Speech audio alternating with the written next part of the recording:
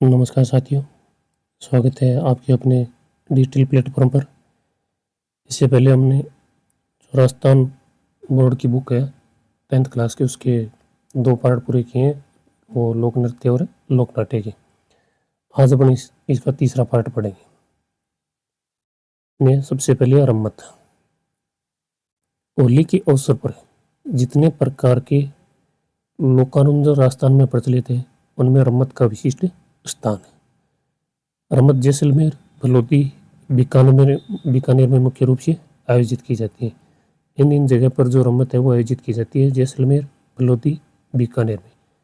इसमें राजस्थान की सुविख्यात लोक नायकों एवं महापुरुषों पर रचित काव्य रचनाओं को रंगमंच के ऊपर मंचित किया जाता है। इसमें मनेराम व्यास, तुलसीराम, फागू महाराज, सुगम महाराज, तेजकवि जैसलमेर आदि रम्मत के प्रमुख रचयिता है। ये रम्मत के प्रमुख रचयिता है, इनके नाम याद रखने। तेजकवि जैसलमेर ने रम्मत का अखाड़ा श्री कृष्णा कंपनी नाम से चालू किया। ये पेपर के अंदर पूछा गया है। तेजकवि जैसलमेर ने रम्मत का अखाड़ा श्री कृष्णा कंपनी के नाम से चालू किया। सन 1943 में उन्होंने स्वतंत्र बावनी की रचना की और उसे महात्मा गांधी को भेंट कर दी। इसमें याद रखना कि ये स्वतंत्र बावनी की रचना ये किसने की है? तेजकवि ने की है। कब की थी? 1943 में। फिर रम्मत की सर्वाधिक उल्लेखनीय विशेषता की उसकी साहित्यिकता, ये याद रखना है। सत्य में पूछे सबसे उपयुक्त उत्तर चुने या सबसे उपयुक्त कथन चुने, तो रम्मत की सर्वाधिक उल्लेखनीय विशेषता उसकी साहित्यिकता।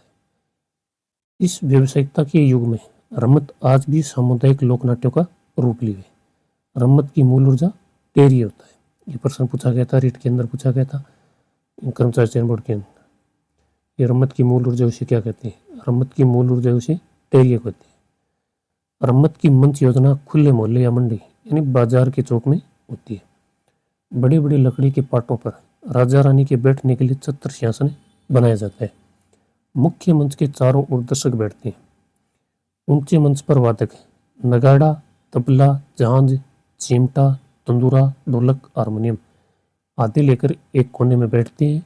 टेरे के बोल के साथ पात्र नाचते हुए कला प्रदर्शित करते हैं। इसके अंदर रम्मत के अंदर ये वाद्य यंत्र याद रखने के भी कौन कौन से वाद्य यंत्र को रम्मत के अंदर काम में लिए जाते हैं। नगाड़ा काम में लिया जाता है, तबला काम में लिया जाता है, झांझ, चिमटा, तंदूरा, ढोलक और हारमोनियम ये रम्मत के अंदर प्रमुख वाद्य यंत्र है जो काम में लिए जाते हैं। और रम्मत की जो मूल ऊर्जा है वो टेरी होती है। ये आपको खास तौर करके याद रखनी है। रम्मत वाला टेरिया वाला। बीकानेर की रम्मतों में आचार्य की चौक की अमर सिंह राठौड़ की रम्मत, ये बीकानेर की याद रखनी। बीकानेर की रम्मतों में आचार्यों की चौक की अमर सिंह राठौड़ की रम्मत है, एक तो ये याद करें। विश्व की चौक की चौबोल नोटक की रम्मत है। कोंकणी व्यासों के चौक की जमुना दास जी की रम्मत प्रसिद्ध है। यह रम्मत है 3-4 ये याद करनी है। विश्व की चौक की चौबोल नोटक की रम्मत, कोंकणी व्यासों के चौक की जमुना दास जी की रम्मत प्रसिद्ध है। ये रम्मत में ये 5-7 पॉइंट है। ये स्वतंत्र बावनी वाला ये याद करना है आपको, और एक ये टेरिया वाला, और एक ये वाद्य यंत्र है ये याद करना है, और एक ये रम्मत है बीकानेर की ये याद करनी है। 3-4 ये पॉइंट है ये याद करनी है। फिर तमाशा जयपुर का प्रसिद्ध लोक नाट्य। एक प्रश्न तो यहाँ से बनता है। फिर दूसरा पूछता है कि तमाशा किसके शासनकाल में शुरू हुआ था? ये शुरू हुआ था महाराजा प्रताप सिंह के काल में शुरू हुआ था। भट्ट परिवार परंपरागत रूप से आज भी तमाशा का लोक मंचन करता है, जिसमें फूलजी भट्ट, गोपी कृष्ण भट्ट व वासुदेव भट्ट इस परंपरा को जीवित रखे हुए। तो फूलजी भट्ट हो गया, गोपी कृष्ण भट्ट और वासुदेव भट्ट इस परंपरा को जीवित रखे हुए। गोपीचंद तथा हीर रांझा मुख्य तमाशे हैं, ये याद करना है। गोपीचंद तथा हीर रांझा तमाशे का आयोजन खुले मंच पर होता है, जिसे अखाड़ा कहते हैं। संगीत, नृत्य, गायन इन तीनों की तमाशे में प्रधानता थी। एक पॉइंट ये याद करना है आपको कि तमाशा जयपुर का लोक नाट्य है। दूसरा महाराजा प्रताप सिंह काल में प्रारंभ होता, और तीसरा ये जो फूलजी भट्ट, गोपी कृष्ण भट्ट और वासुदेव भट्ट है इस परंपरा को जीवित रखे हुए हैं। तमाशा से संबंधित ये 3 नाम याद रखने। भट्ट परिवार से संबंधित है ये। गोपी चंद ये राजा के मुख्य तमाशे। एक चीज ये याद करनी। फिर है स्वांग। लोक नाट्यों में स्वांग की भी एक परंपरा है। स्वांग का अर्थ है कि विशेष ऐतिहासिक, पौराणिक, लोक प्रसिद्ध या समाज के प्रसिद्ध चरित्र का देव देवताओं की तरह मेकअप करना, वह वेशभूषा धारण करना। स्वांग गांव में अधिक प्रचलित है। इसका कलाकार बहुरूपिया कहलाता है। ये प्रश्न पूछ सकता है पेपर के अंदर कि भी स्वांग का कलाकार है वो क्या कहलाता है? बहुरूपिया। इस विलुप्त प्राय कला का सबसे नामी कलाकार केलवा का परशुराम है। एक तो ये पेपर के अंदर आता है, कर्मचारी चयन बोर्ड इस प्रश्न को खासतौर पर पूछता है। प्रत्येक पेपर के अंदर ये प्रश्न आया हुआ एक तो, और फिर एक ही आगे बढ़ा है। इसके प्रसिद्ध कलाकार जानकीलाल बांड भीलवाड़ा ने भारत उत्सव में राजस्थान का प्रतिनिधित्व किया। ये याद रखना, जानकीलाल बांड है, उनका संबंध किससे? स्वांग से।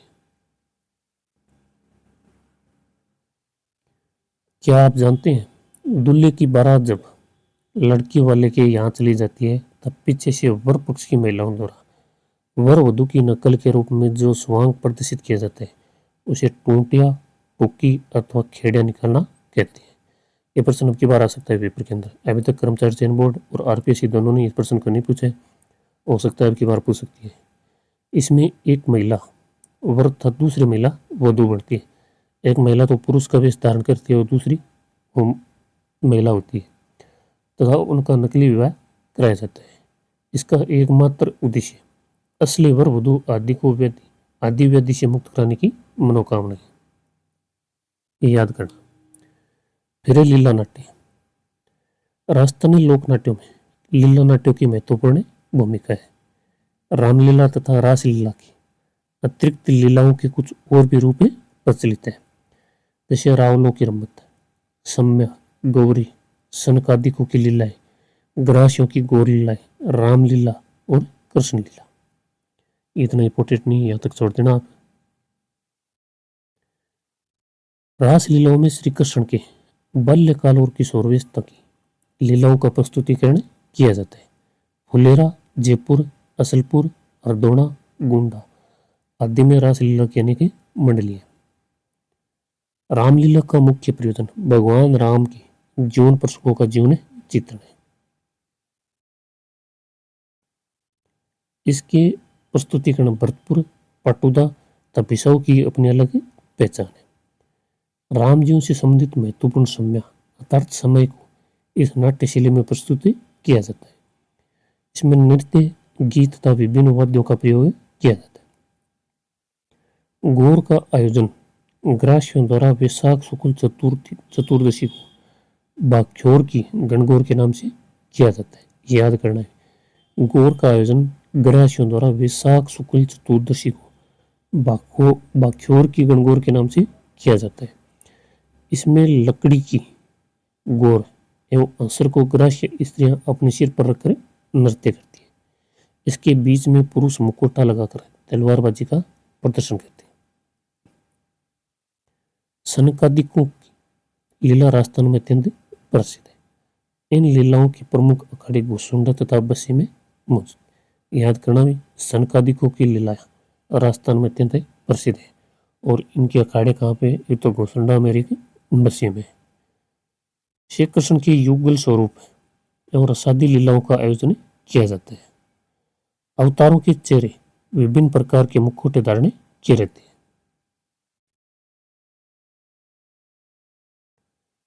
बस्सी में ब्रह्मा, गणेश, कालिका, हिरण्यकश्यप, नरसिंह अवतार आदि की झांकियां भी प्रदर्शित की जाती है।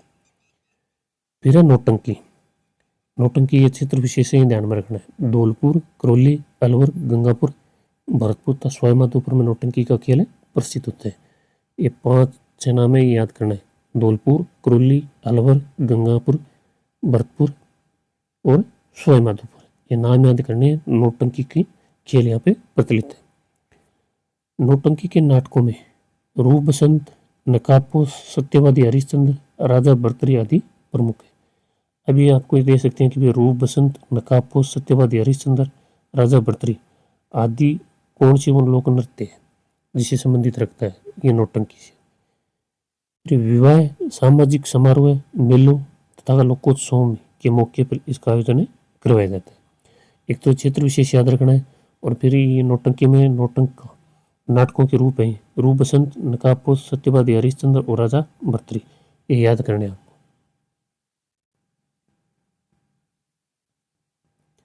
फिर है चार बीत। चार बीत टोक का प्रसिद्ध लोक नाट्य है, ये तो ये याद करना है। यह संगीत दंगल के रूप में खेला जाता है। इसका प्रारंभ टोंक के नवाब फैजुल्ला खां के शासनकाल में करीम निहंग खां द्वारा किया गया। करीम खान निहंग द्वारा किया गया था।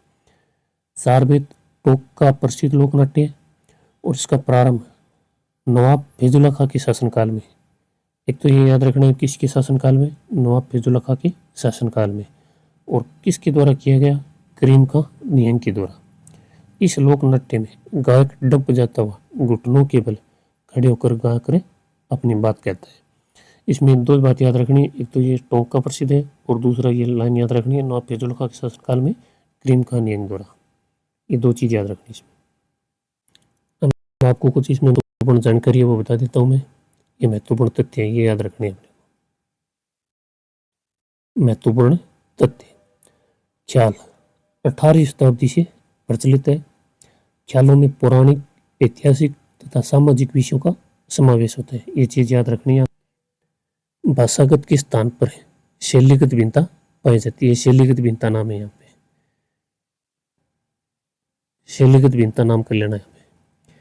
इन नाट्यों में लोकगीतों, व्यंग्य और नृत्य का सुंदर समावेश मिलता है। ये ख्याल के बारे में पूरा तथ्य, ये ख्याल के बारे में याद कर लेना।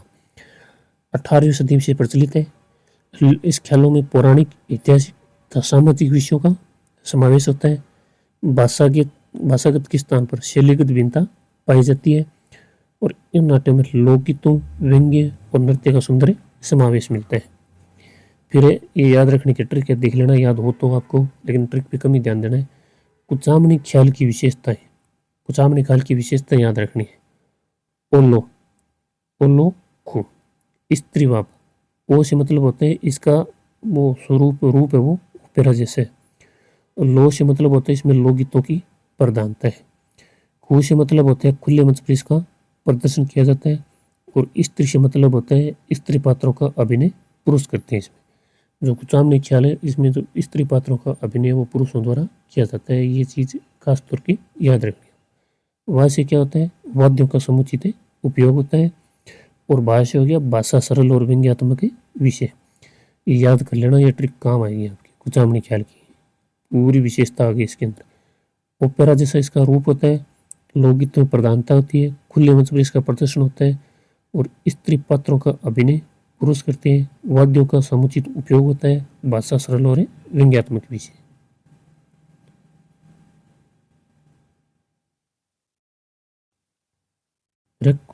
ये एग्जाम मुस्टर है। कुचामनी ख्याल के प्रवर्तक कौन है, लच्छीराम। कुचामनी के प्रसिद्ध ख्याल कौन कौन से हैं, जो कुचामनी ख्याल है उसके प्रसिद्ध ख्याल है चांद नीलगिरी है, ये राव रिडमल, मीरा मंगल, एक गोगा चौहान याद रखनी है आपको, गोगा चौहान याद कर लेना। चांद नीलगिरी, राव रिडमल, मीरा मंगल। कुचामनी ख्याल के प्रवर्तक हो गए लच्छीराम, और इसकी प्रसिद्ध ख्याल है चांद नीलगिरी, राव रिडमल, मीरा मंगल, गोगा चौहान। गोगा चौहान याद कर लेना, पेपर के अंदर दी आई हुई है पहले, गोगा चौहान। ये कुचामनी ख्याल है, ये पेपर के अंदर पहले पूछी गई, याद करनी है।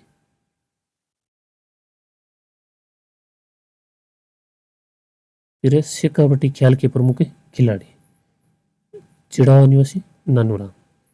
शेखावटी के प्रसिद्ध ख्याल रांझा, हरिश्चंद्र, भरतहरि, जयदेव कलाली, ढोला मरवण और आलादेव। ख्यालों में भाषागत के स्थान पर शैलीगत भिन्नता पाई जाती है, ये याद रखना है आपको। तो धन्यवाद दोस्तों, आज के लिए इतना ही। मेरे हिसाब से ये टॉपिक है वो मेरी तरफ से मैंने कंप्लीट कराने की कोशिश की है, और आप ज़्यादा से ज़्यादा शेयर करें, सब्सक्राइब करें। कल इसके आगे वाला पार्ट है वो स्टार्ट कर देंगे, दूसरा टॉपिक है जो नया। धन्यवाद।